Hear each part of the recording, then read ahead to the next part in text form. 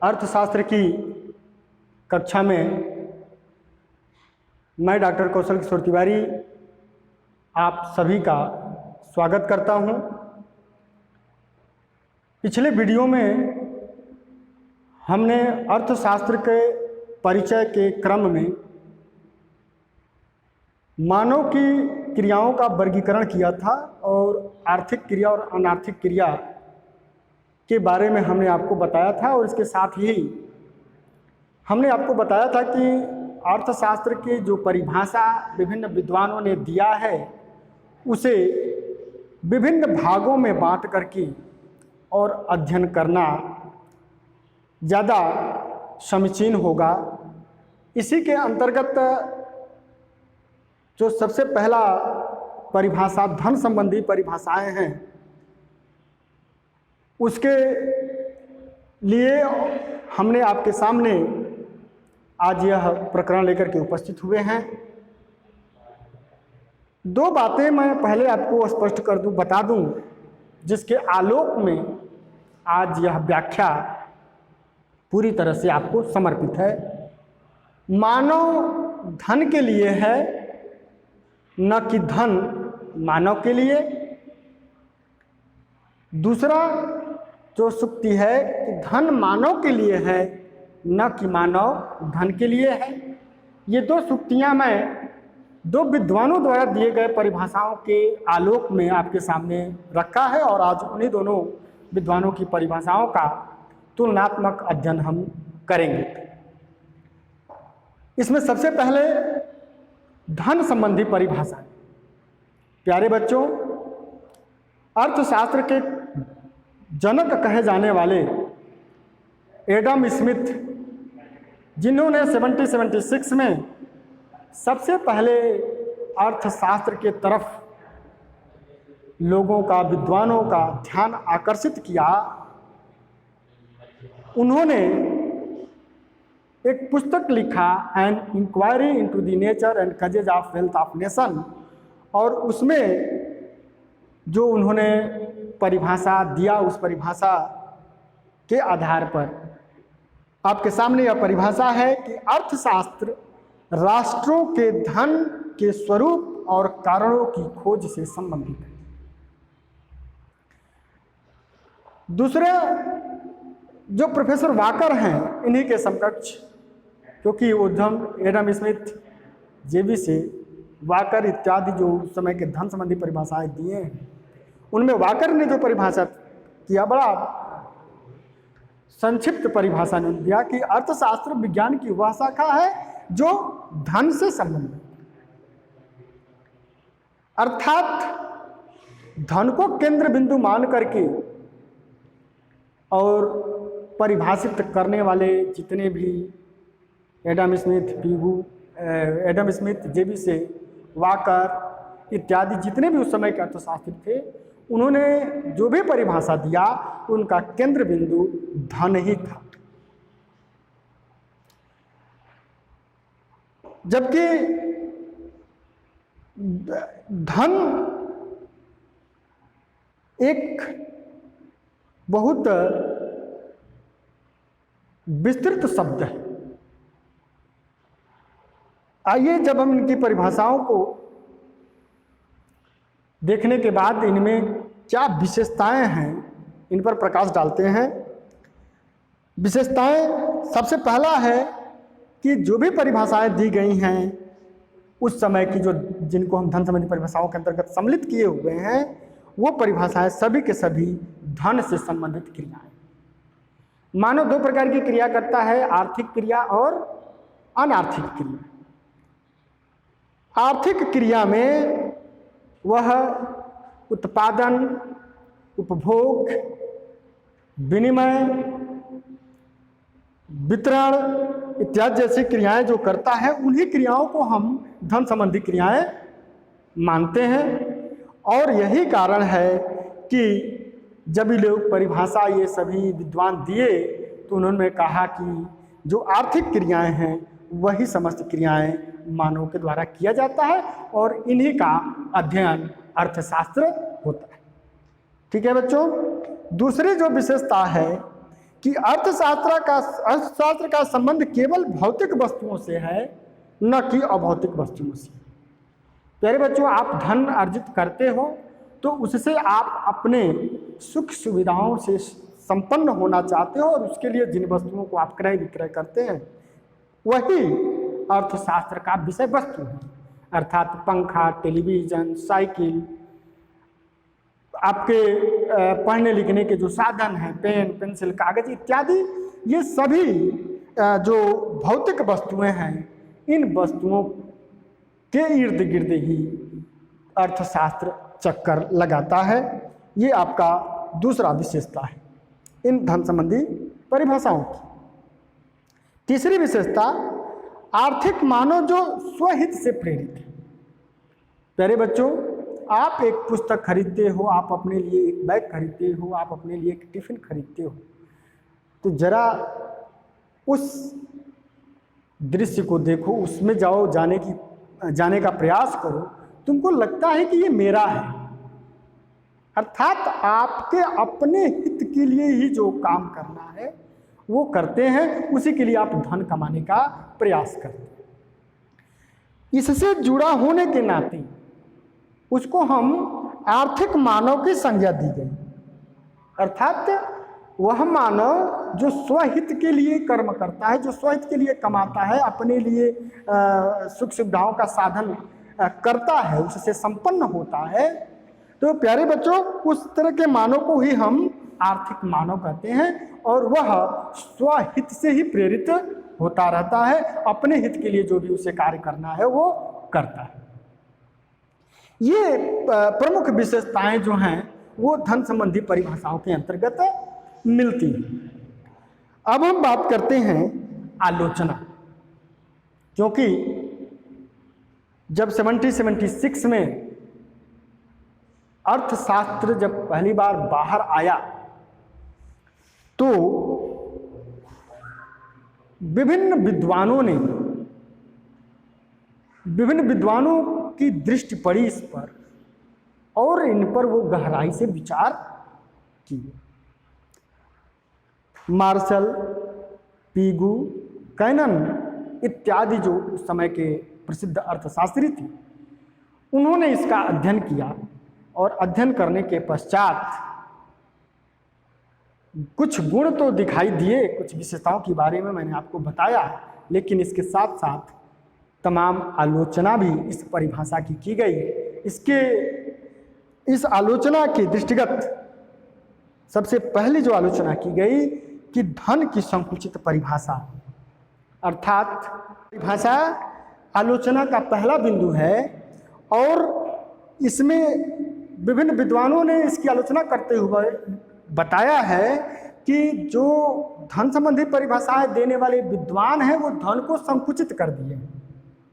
धन केवल, इसका तात्पर्य यह हो जाता है कि अगर हम धन कमा रहे हैं तो ठीक है, हम बुजुर्ग हो जाएंगे यानी धन कमाने वाले नहीं रहे तो मेरा कोई मतलब इस संसार में नहीं रहा।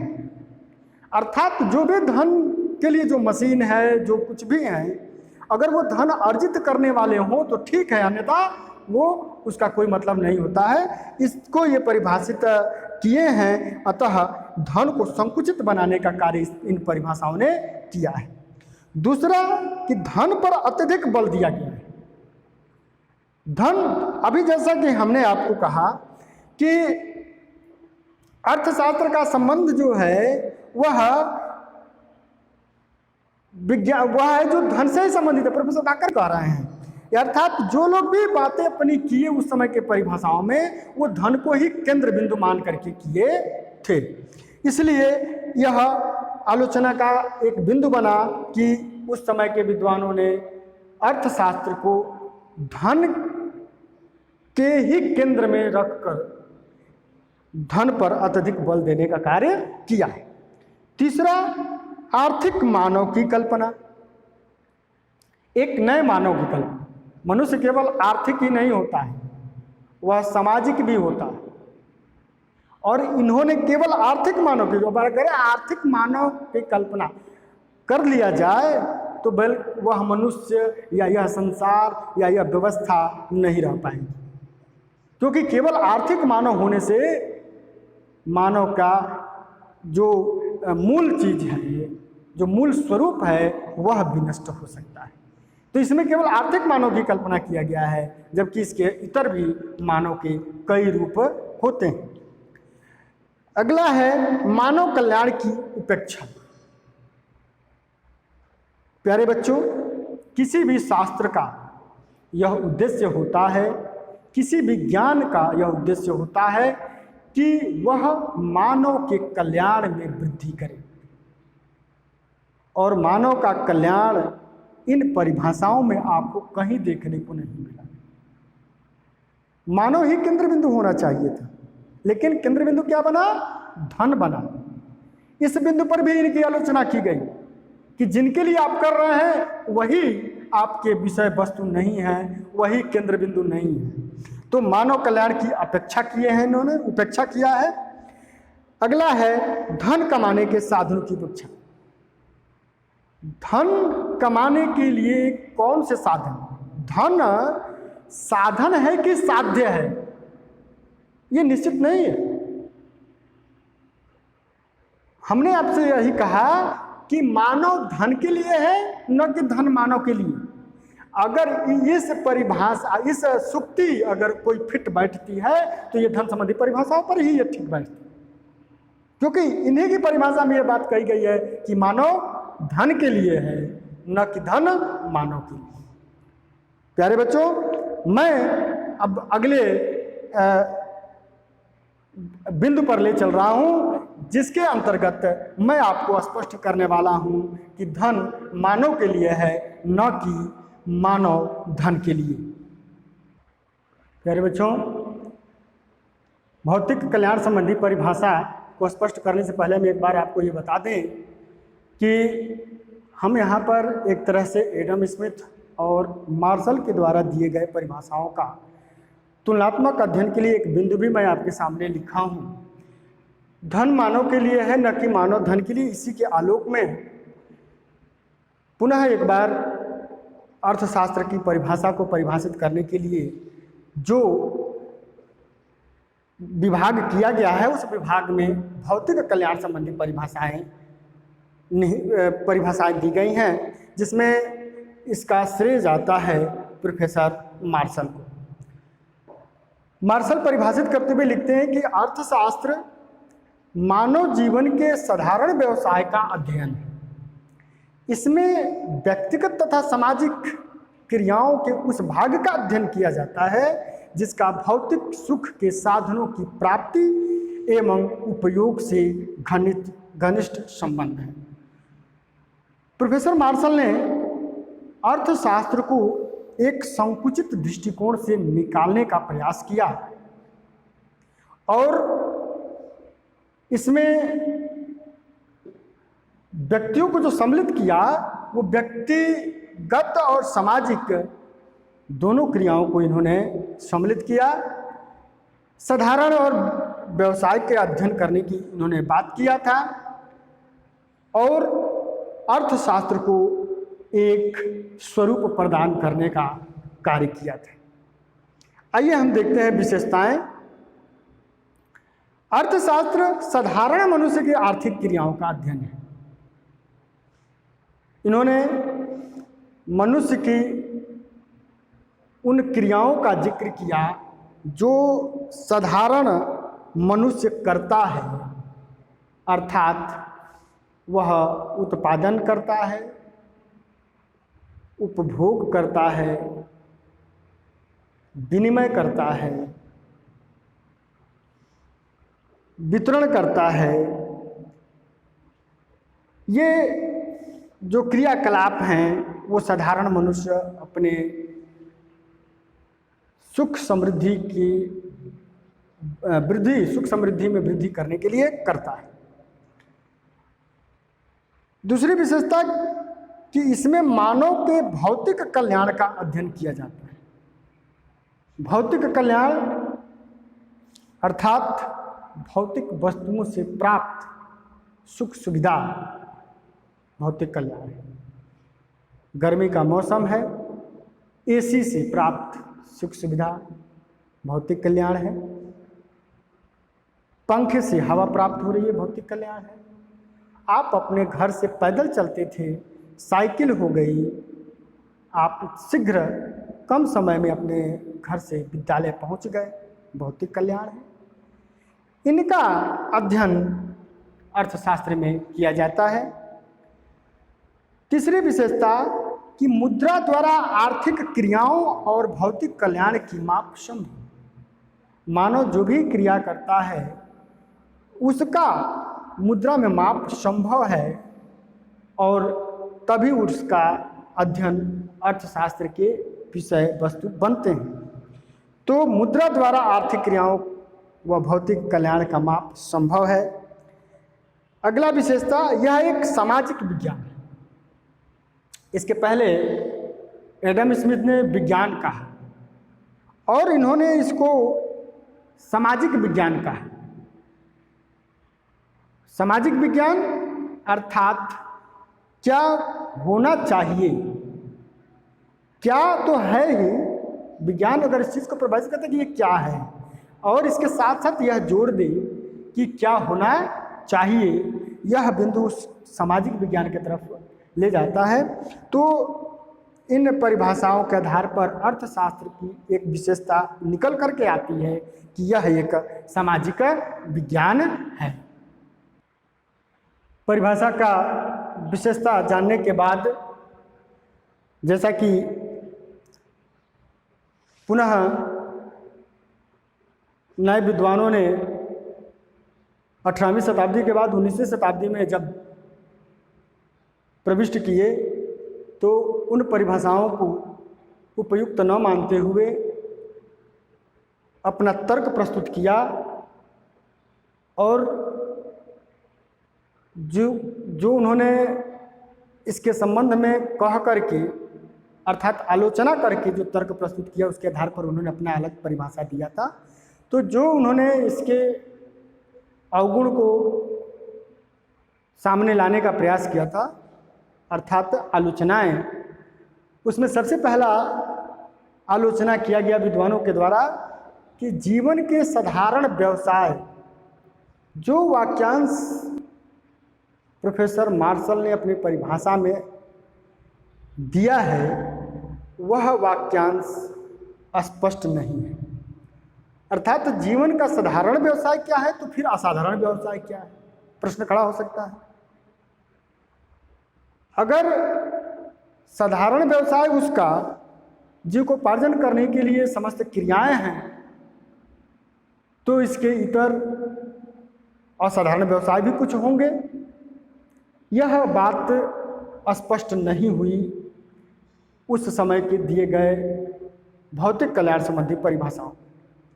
दूसरा कि जो परिभाषा उस समय की थी उसमें वर्गीकरण बहुत किया गया, आर्थिक क्रिया, अनार्थिक क्रिया, भौतिक, अभौतिक,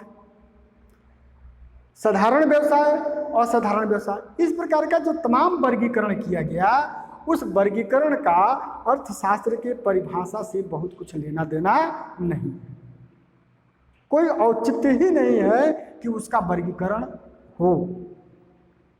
अगला कि भौतिक कल्याण से संबंधित, तो फिर अभौतिक कल्याण अर्थात भौतिक कल्याण अगर हमें प्राप्त हो रहा है जिस भी साधन से और उस साधन को प्राप्त करने के लिए जो भी हम उपाय कर रहे हैं, जो भी कर्म कर रहे हैं, वही अर्थशास्त्र का विषय वस्तु है। तो अभौतिक कार्य क्या होंगे? जैसे मैं आपको पढ़ा रहा हूँ, वकील आपको सीख दे रहा है, आपको कानून के बारे में जानकारी दे रहा है, आप चार्टर्ड अकाउंटेंट के पास गए, वह आपको बताया, तो फिर ये अभौतिक क्रियाओं का क्या मतलब? क्या इनका अर्थशास्त्र में योगदान नहीं है? क्या ये अर्थशास्त्र के विषय वस्तु से बाहर हो जाएंगे? और क्या ये अर्थशास्त्र से बाहर हो जाएंगे तो अर्थशास्त्र अपने पूर्णता को प्राप्त कर लेगा? ये तमाम प्रश्न आपके जहन में उत्पन्न हो सकते हैं जो आलोचना करने के लिए काफी है। अगला है सीमित क्षेत्र। जो इन्होंने भौतिक कल्याण शब्द का प्रयोग किया है वह अर्थशास्त्र के क्षेत्र को ही सीमित कर दिया है। अर्थात अर्थशास्त्र अपने पूरे विषय वस्तु को इस परिभाषा के आधार पर अगर उनको कोशिश किया जाए, कसने की कोशिश किया जाए, तो वह खरा नहीं उतर सकता है। तो प्यारे बच्चों, इसलिए हम जो दो सूक्ति लिखे हैं, मार्शल ने अपने दिए गए परिभाषा के आधार पर यह तो जरूर सिद्ध किया कि धन मानव के लिए होता है, न कि मानव धन के लिए होता है। अर्थात इन्होंने मानव को केंद्र बिंदु माना, मानव के कल्याण की बात इन्होंने अपनी परिभाषा में सम्मिलित किया, इसलिए यह एडम स्मिथ से थोड़ा सा आगे निकल गए। अब मैं आपको गृह कार्य देता हूँ, आप इस परिभाषाओं को समझने के पश्चात अब इस एक स्तर पर आप पहुँच गए होंगे कि एडम स्मिथ और मार्शल के परिभाषाओं का तुलना कर सकते हैं। अतः अपने पुस्तिका में, गृह कार्य की जो पुस्तिका है, उस पुस्तिका में एडम स्मिथ और मार्शल की परिभाषाओं का तुलना जरूर करिएगा। धन्यवाद।